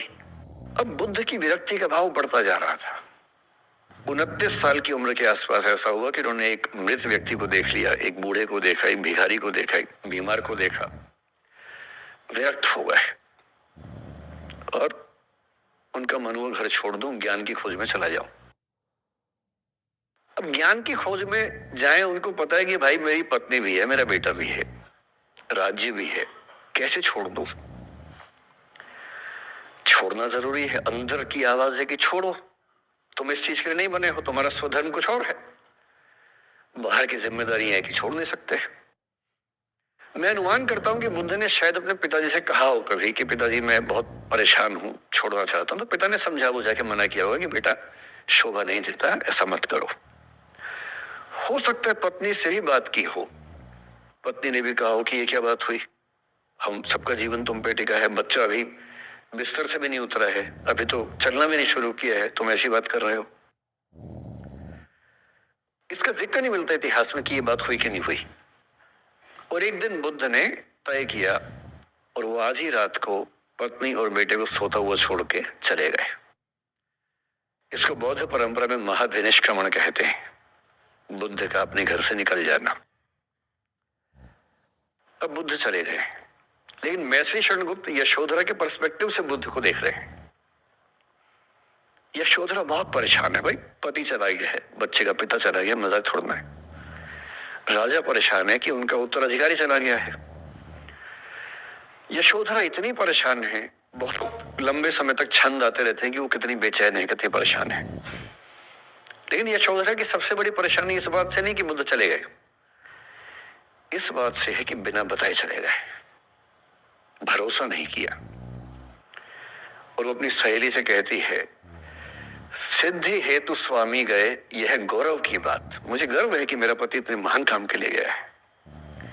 सिद्धि हेतु स्वामी गए, यह गौरव की बात, पर चोरी चोरी गए, यही बड़ा व्याघात। सखी सखी वो मुझसे कहकर जाते, कह तो क्या वो मुझको अपनी पथ बाधा ही पाते। क्या मैं रास्ता रोकती उनका? उसके मन में ये मलाल है कि बिना बताए चले गए। वो इस भाव को लेट गो नहीं कर पा रही है, परेशान है। फिर बुद्ध को ज्ञान मिला 6 साल की तपस्या के बाद, बोधगया में बोधि वृक्ष के नीचे ज्ञान मिला। बात फैल गई। जो 5 शिष्य बुद्ध को छोड़ के भाग गए थे उनके बुरे वक्त में, उन्हीं 5 को बुद्ध ने सबसे पहले ज्ञान दिया सारनाथ में, जिसको धर्म चक्र प्रवर्तन कहते हैं। बुद्ध की ख्याति बढ़ने लगी। शुद्धोदन ने बुद्ध के पास, अपने बेटे के पास कई लोगों को भेजा ये कहने के लिए कि भाई यहां भी तो आओ, हमसे भी तो मिलो। बुद्ध का ऐसा प्रताप था कि जो उनके पास जाता वो बुद्धम शरणम गच्छामि हो जाता, वापस ही नहीं आता। तो फिर शुद्धोदन ने बुद्ध के बचपन के एक दोस्त को ये कह के भेजा, भैया मैं जानता हूं तुम वापस नहीं आओगे, पर प्रभावित होने से पहले बोल देना कि पापा याद कर रहे थे। तो वो गया, उससे वायदा निभाया, हो तो गया, बुद्ध के संग में दीक्षित हो गया, पर वायदा निभा दिया। तो बुद्ध ने कहा जरूर जाऊंगा, पिताजी की आज्ञा है तो जाऊंगा ही जाऊंगा। बुद्ध पहुंचे अपने कपिल वस्तु, जो अपना इलाका था वहां पहुंचे। पूरे कपिल वस्तु में, नेपाल सिद्धार्थ नगर से नेपाल जाएंगे तो नेपाल बॉर्डर पे ही कपिल वस्तु है। मैं देखने गया था वो जगह जहां बुद्ध पैदा हुए थे, बड़ा सुंदर स्थान है, आप भी जाकर देखिएगा भी। तो बुद्ध पहुंचे, रात को एक धर्मशाला में रुके। अब वहां हल्ला मच गया कि राजा का बेटा धर्मशाला में। बुद्ध ने कहा भाई मैं देखो राजा का बेटा बन के नहीं आया हूं, मैं बुद्ध बन के आया हूं। सुबह उठ के भिक्षा मांगने लग गए उस इलाके में, अपने ही पिता के राज्य में। पिता ने सिर पीट लिया कि भाई क्या कर रहा है। फिर बुद्ध ने सूचना भिजवाई कि मैं बुद्ध हूं, बेटा हूं संयोग से, ठीक है मैं आ रहा हूं मिलने के लिए, पर मैं बुद्ध होके आया हूं, मेरी चर्या है, नियम है, मैं भिक्षा से ही जीवन जीता हूं अपना। ठीक है, पिताजी ने कहा कोई बात नहीं। फिर बुद्ध गए पिता से मिलने, पिता से मिले, सबसे मिले भरी सभा में। लेकिन यशोधरा नहीं आई मिलने के लिए, लेट गो नहीं कर पा रहे थे। उसके मन में दर्द था, छुप के क्यों गया, बता के जाता। बुद्ध ने पूछा पिता से कि यशोधरा कहाँ है, तो बोले कि वो कह रही है कि अगर बुद्ध मिलना चाहेंगे तो खुद ही मिलने आएंगे मुझसे, मैं क्यों जाऊंगी भाई, आत्मसम्मान भी तो कोई चीज है, मैं क्यों मिलने जाऊं। तो बुद्ध मिलने गए। सोचिए कमरे में यशोधरा बैठी है, राहुल साथ में। अब राहुल थोड़ा सा बड़ा हो गया है, 6-7 साल का है। बुद्ध गए हैं। अब आपके मन में आ रहा है कि बुद्ध वहां जाके बोलेंगे सॉरी मैंने गलत किया, I hurt you, I really feel sorry.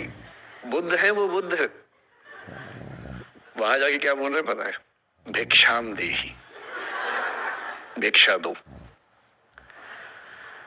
और यशोधरा कितनी महान महिला रही होगी, उसने अपने बेटे का हाथ बाप के हाथ में दे दिया। लेट गो का इससे महान उदाहरण दुनिया के इतिहास में नहीं है कि चलो आखिर तुमने आके झुक के कुछ मांगा तो सही। उसकी जितनी ईगो थी, अहंकार था, सब विगलित हो गया। और जो औरत परेशान थी कि मुझसे बिना बताए गया, उसने अपने बेटे को दे दिया कि इसको लेके जाओ, क्योंकि मैं जानती हूँ कि तुम महान काम कर रहे हो, और तुम महान काम कर रहे हो तो मैं क्यों बीच में आऊंगी भाई? मेरा पति महान काम कर रहा है तो मुझे खुशी होनी चाहिए, और तुम्हारी उस खुशी में मैं क्यों पीछे हटूं? बस मुझे भरोसे में लेके जाते तो और खुश होती। ऐसी दूसरी कहानी राधा जी की है।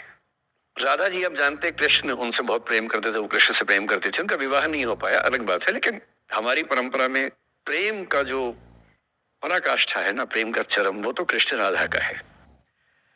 राधा कृष्ण का प्रेम एक खास किस्म का प्रेम है, जहां विवाह के बंधन के न होने पर भी प्रेम का चरम रूप होता है। राम और सीता का प्रेम गार्हस्थ्यिक प्रेम का चरम रूप है कि पति पत्नी का प्रेम कितना शानदार हो सकता है। वो देखना हो तो राम सीता का प्रेम देखिए, विशेष रूप से तुलसीदास जी के यहाँ देखिए। और वैसे जो प्रेम होता है वो देखना हो तो राधा कृष्ण का प्रेम देखिए। पर इंटरेस्टिंग है, ये सारे जो हमारे धर्म के चरित्र हैं, ये समय के साथ चेंज होते गए हैं। राम बदले हैं, कृष्ण बदले हैं, राधा बदली हैं, सब बदले हैं। एक कवि थे सूरदास, भक्ति काल में 16वीं सेंचुरी, आप मोटा मोटा ध्यान में रखिए। कृष्ण को, आपने वो कहानी सुनी होगी, कृष्ण तो अपने घर में थे, कंस को मारने के लिए वो पैदा हुए थे। कंस को पता लगा तो कंस ने अपने एक सहयोगी अक्रूर, जो कि श्वफल्क के पुत्र थे, उनसे कहा कि जाओ और कृष्ण को लेके आओ, यही मारेंगे। उसको पता नहीं था क्या होगा बाद में। आदमी कॉन्फिडेंस में ऐसी गलतियां करता ही है, तो वो सुपर कॉन्फिडेंट था, बुलवाया कृष्ण को।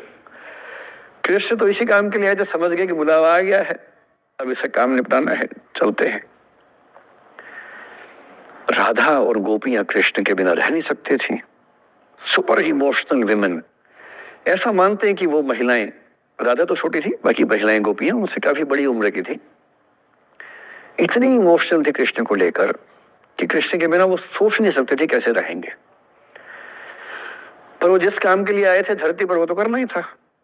तो अक्रूर आए, अक्रूर ने बताया कि ऐसे ऐसे आया हूं, ले जाना है। तो कृष्ण और बलराम चले गए। इधर कृष्ण गए, उधर गोपियों का रो रो के हाल बुरा, राधा का हाल बुरा।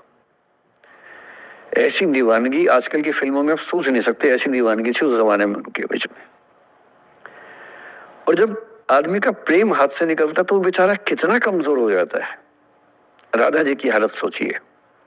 सूरदास कह रहे हैं, अति मलिन वृष भानु कुमारी, हरिश्रम जलु अंतर तन भीजे, ता लालच न धुआवती सारी।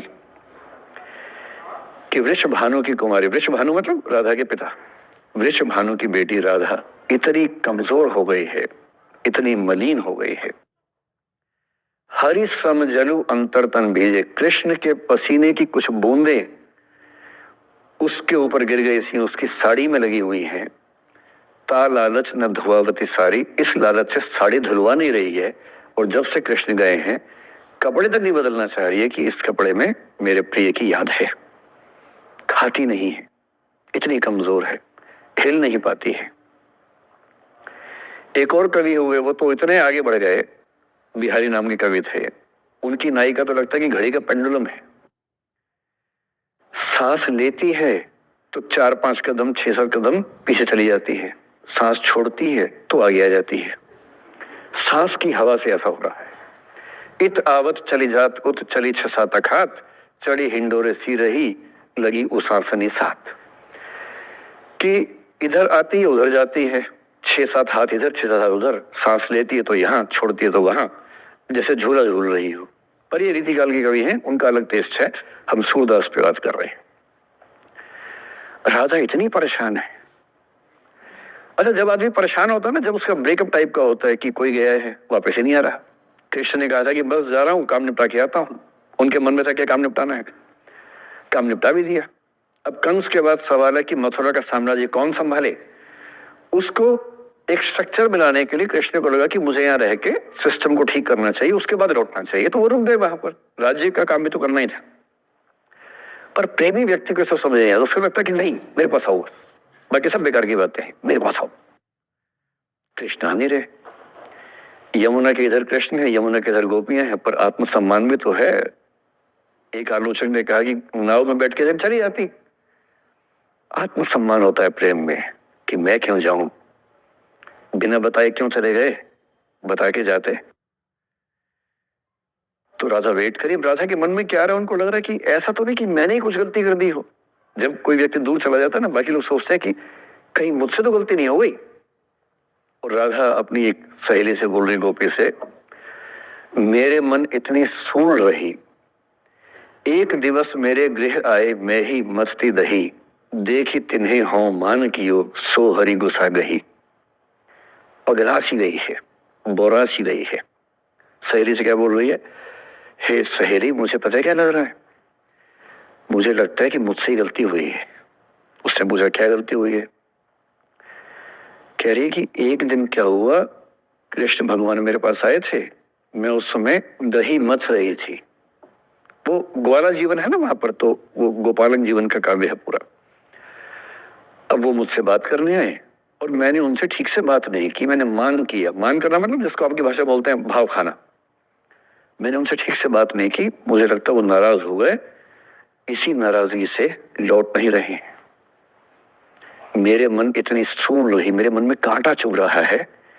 एक दिवस मेरे घर आए, अब समझ में आएगा, एक दिवस मेरे घर आए मैं ही मथती दही, देखी तिन्हें हो मतलब मैं मान की योग, मैंने अहंकार दिखाया, सो हरि गुस्सा गही, गुस्सा आ गया उनको इस बात से। सूरदास की राधा मुक्त नहीं हो पा रही, लेट गो नहीं कर पा रही, वो जी नहीं सकती कृष्ण के बिना। पर फिर देखिए 300 साल बाद क्या हुआ। 300 साल बाद कमाल हुआ। 20वीं शताब्दी की शुरुआत में एक और कवि हुए, उनका नाम था अयोध्या सिंह उपाध्याय हरिऔध, हरिऔध के नाम से प्रसिद्ध है। उन्होंने एक पुस्तक लिखी, प्रिय प्रवास। प्रिय प्रवास मैंने प्रिय प्रवास पे चला गया है, कृष्ण चले गए हैं मथुरा, अब राधा कैसे जिएगी। 20वीं सेंचुरी की शुरुआत में फ्रीडम स्ट्रगल शुरू हो चुका है। महिलाएं अभी तक स्वाधीनता आंदोलन का हिस्सा नहीं बनी है, पर वो समय आ रहा है कि बनने वाली है। और हरिऔध की राधा ने कमाल कर दिया है। गोपियां पूछती हैं, कृष्ण नहीं आ रहे, अब क्या करोगी। ये राधा जी क्या बोल रही हैं, प्यारे जीवें जगहित करें, गेह चाहे ना आवे। मेरे प्रिय खूब जिए, समाज का कल्याण करें, घर बेशक ना आए, कोई दिक्कत नहीं है, मैं चाहती हूं कि समाज का भला होना चाहिए। ये वो बिंदु है जहां राधा यशोधरा बन जाती है, मैथिली शनगुप्त की यशोधरा। और जो मैं आपको समझाना चाह रहा हूं उस एग्जाम्पल से वो ये कि हो सकता है कि जिससे आप नाराज हो वो किसी बड़े काम की खोज में हो, वो किसी महानता के रास्ते पर हो।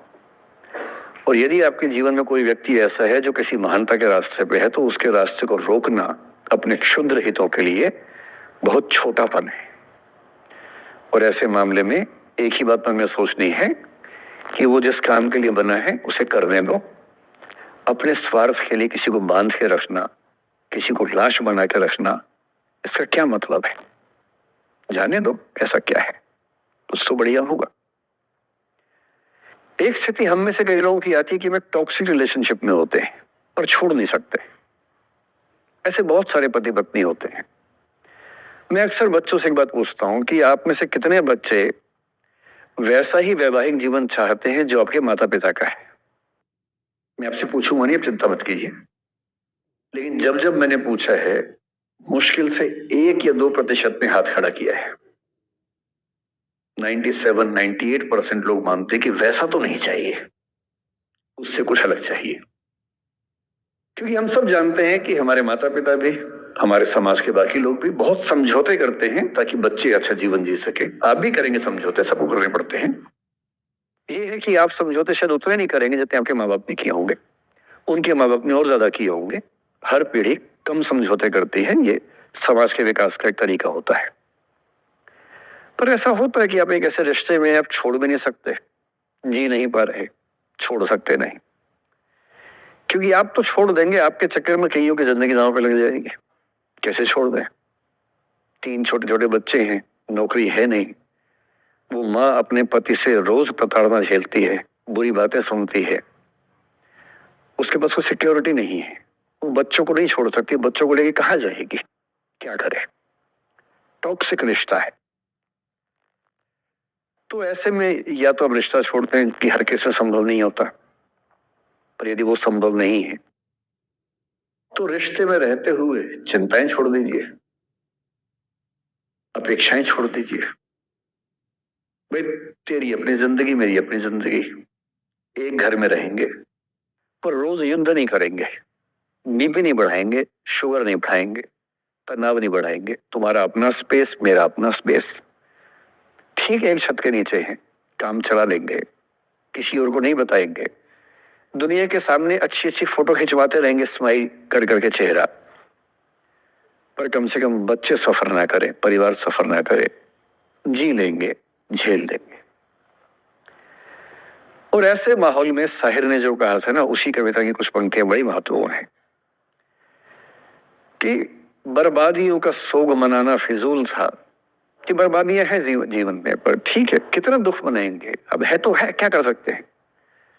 बर्बादियों का सोग मनाना फिजूल था, बर्बादियों का जश्न मनाता चला गया।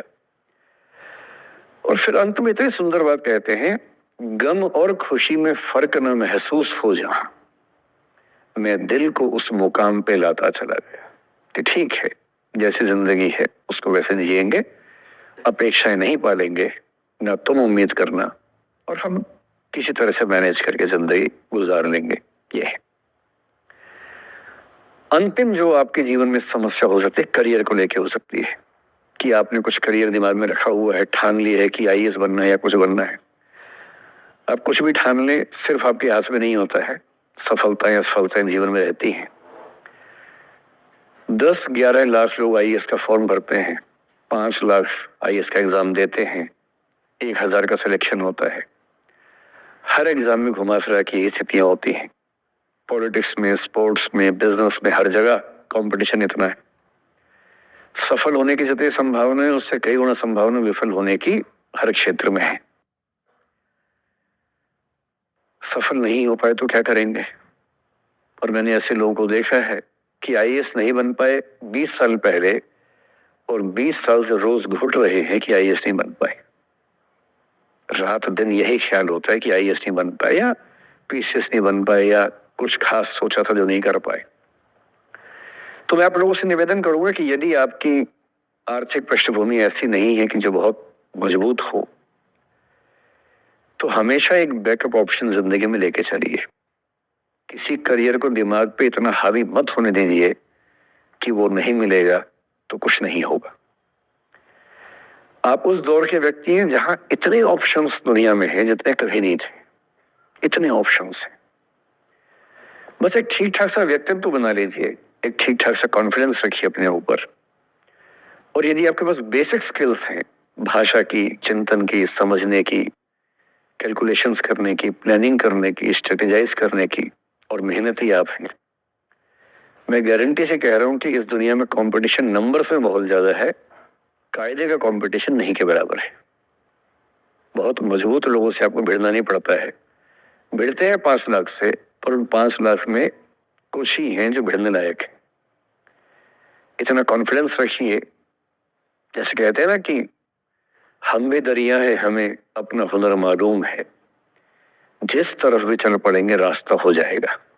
इतना भरोसा अपने ऊपर रखिए कि ठीक है, ये नहीं तो कुछ और करेंगे, वो नहीं तो कुछ और करेंगे, लेकिन कुछ ना कुछ बढ़िया कर लेंगे। और उस बढ़िया करने की शुरुआत कॉलेज की जिंदगी से होती है। उड़ान सोसाइटी संभाल लेंगे, निष्ठा संभाल लेंगे। अभी मैडम ने बताया कि 80 सोसाइटी से बताई, स्कूल में 60 बताई, 60 सोसाइटीज हैं, किसी सोसाइटी का हिस्सा बन जाइए। ये सोसाइटीज का हिस्सा बनने का असली पर्पस क्या है, इसी बहाने एक्सपोजर मिलता है, आप कुछ करते हैं, मंच पे आते हैं, लोगों से मिलना जुलना होता है, स्किल्स डेवलप होती है, और अंत में जो जीवन में काम आता है यही स्किल्स काम आती हैं। और यदि वो स्किल्स हमने डेवलप कर लिया, और वो स्किल्स पढ़ाई से नहीं आती हैं, जो क्लासरूम के अंदर की पढ़ाई है वो सबसे कम महत्वपूर्ण चीज होती है कॉलेज में। कॉलेज में सबसे ज्यादा महत्वपूर्ण है ये अपॉर्चुनिटीज, लोगों से बात करना, कुछ ऑर्गेनाइज करना, कहीं फेल होना, कहीं पास होना, वो सब करते रहिए। और मैं दावे से कह रहा हूं कि इस दुनिया में कंपटीशन कहने के लिए ज्यादा है, दरअसल ज्यादा नहीं है। पूरी बात का सार ये है कि किसी की भी जिंदगी फ्लैट नहीं होती है, उसमें कर्व्स आते रहते हैं, ऊंच नीच सबकी जिंदगी में आती है। मैंने भी कम नहीं झेली है, आज मैं यहाँ खड़ा हूँ ऐसे नहीं खड़ा हूँ, कुछ तो झेला ही होगा, मैंने भी ठीक ठाक झेला है। जिस उम्र में आप मौज मस्ती करते हैं, मैंने उस उम्र में कैलकुलेटर बेचे हैं। मैं सेल्समैन रहा हूँ 17 की उम्र में, और मैं बिजनेस फैमिली से नहीं हूँ। बिजनेस फैमिली में बच्चों को 17 में काम पे लगा देते हैं। मैं तो नौकरी पेशा परिवार से था, कुछ समस्याएं थी तो सेल्समैन बन के घर घर में जाके बेचना पड़ता था। तौहीन भी होती थी, लोग धिक्कारते भी थे, मजाक भी उड़ाते थे। वो समझे ना है, अपना खर्चा 17 की उम्र से खुद उठाया है, क्योंकि घर में दिक्कत थी तो क्यों मांगू मैं घर से पैसे भाई, जब मुझे पता है कि मेरे घर में दिक्कत थी उस समय, क्यों मांगू। आपकी जिंदगी इस दुनिया के करोड़ों अरबों लोगों से बेहतर है, कुछ एक लोगों से खराब है। केवल उन कुछ एक पे ध्यान मत दीजिए, उन करोड़ों पे भी ध्यान दीजिए जिनसे अच्छी आपकी जिंदगी है। और इतनी कुव्वत आपके अंदर है, आप इस देश के सबसे अच्छे विश्वविद्यालयों में से एक, दिल्ली विश्वविद्यालय के सबसे अच्छे कॉलेजेस में से एक हंसराज कॉलेज में विद्यार्थी हैं। ये मजाक नहीं है, आप इस देश के एलीट हैं, एलीट। इस कॉलेज और यूनिवर्सिटी का नाम बोलते ही कितने बंद दरवाजे खुल जाते हैं, आपको अंदाजा नहीं है, आगे जाके समझ में आएगा। बस इतना करना है कि जब जब जिंदगी नीचे की तरफ जाए, थोड़ा सा हौसला बना के रखिए। कुछ ही दिन की बात होती है, हर चीज कुछ ही दिन की होती है। बहुत अच्छे वक्त में और बहुत बुरे वक्त में एक ही वाक्य कॉमन याद रखिए, कुछ दिनों की बात है, ये वक्त गुजर जाएगा। बहुत अच्छा हो तब भी ध्यान रखना है, आदत नहीं बनानी है। बहुत बुरा हो तब भी ध्यान रखना है, ये सब खत्म हो जाएगा। सोशल मीडिया पर ट्रोलिंग आजकल का एक नया सच है, जो आप लोग बड़ा मुश्किल होता है वो जब झेलते होंगे। आपने एक फोटो अपलोड की, कोई लाइक ही नहीं कर रहा है, आप बार बार देख रहे हैं घूम घूम लाइक किया कि नहीं किया, दोस्तों को फोन कर रहे हैं लाइक कर, तो लाइक कर, तू भी लाइक कर, चल 5 लाइक करवाए, 8 लाइक करवाए, नहीं लाइक हो रहा। फिर आपने कुछ ऐसा बोला, किसी ने उसकी छोटी सी क्लिप काट के चला दी और आप अचानक सबकी नजरों में किरकिरी बन गए। गालियां पड़ रही हैं, आलोचनाएं हो रही हैं, लाखों लोग फतवे जारी कर रहे हैं आपके ऊपर। इतनी बेचैनी होती है इस दौर में, पहले के दौर में ये नहीं था। आपने कहीं कुछ बोला, खत्म हो गया, अब किसी ने रिकॉर्ड कर ली, सोशल मीडिया पे आ गई, खत्म ही नहीं हो रहा। राइट टू बी फॉरगॉटन हमारे देश में है नहीं, और प्रैक्टिकली संभव भी नहीं है। कैसे आप उसको अप्लाई करेंगे? आप कभी ना कभी कुछ ऐसा बोलेंगे, या तो गलत बोलेंगे या उसमें से कोई क्लिप कोई काटेगा, इतनी गालियां पड़ेंगी और पहली बार जीना मुश्किल हो जाता है। मैंने आज से 7-8 साल पहले 1.5 साल तक एंजाइटी की दवाइयां खाई हैं, जबकि मैं बहुत ही मस्त वाला किस्म का आदमी हूं, मैंने खाई है। और जीवन में एक आध ऐसा दौर सबका आता है, आ जाना चाहिए। जब जीवन में एक आध बार ऐसा हो कि सारी दुनिया पीछे पड़ गई है, बहुत दिक्कत होगी, घबराहट होगी, बेचैनी होगी, एंजाइटी होगी, डिप्रेशन होगा, सब कुछ होगा। लेकिन एक बात ध्यान रखना, मेरी इस बात को ध्यान रखना, वो पहली और आखिरी परीक्षा है, उसके बाद कभी नहीं होगा। 8 साल पहले ऐसा कुछ हुआ था कि मैंने बहुत दवाइयां खाई, 1.5 साल दवाई खाई, 1.25 साल खाई दवाई।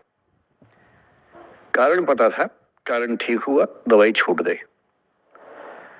उसके बाद मैंने जिंदगी का सबसे मुश्किल फेज पिछले साल झेला था, जब मेरे एक वीडियो की क्लिप मीडिया पर चली, FIR हुई, पता नहीं क्या क्या हुआ, सब कुछ हुआ। और मैं आपके सामने बहुत ईमानदारी से कह रहा हूं, मुझे तनाव नहीं हुआ, डिप्रेशन नहीं हुआ, एंजाइटी नहीं हुई, क्योंकि मैं पहले झेल चुका था। अब पिछले 7 दिन से मेरी 5 साल पहले की क्लिप चला रहे हैं वीडियो आजकल। 2019 के इलेक्शन से पहले जनवरी में मैं क्लास लेते हुए कह रहा हूं कि अब इलेक्शन का टाइम आ गया, अब मंदिर का तमाशा शुरू हो जाएगा और ये पॉलिटिक्स के मामले हैं, सब बेकार की बातें। उस समय ना सुप्रीम कोर्ट का जजमेंट आया था, ना कुछ और हुआ था।